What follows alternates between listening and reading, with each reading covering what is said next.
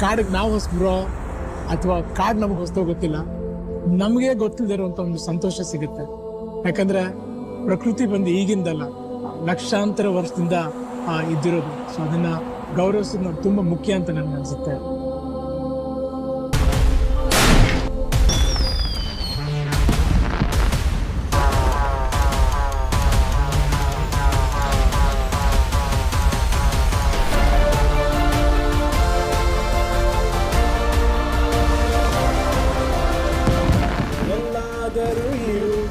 ಎಂತಾದರೂ ಇರು, ಎಂದೆಂದಿಗೂ ನೀ ಕನ್ನಡವಾಗಿರು.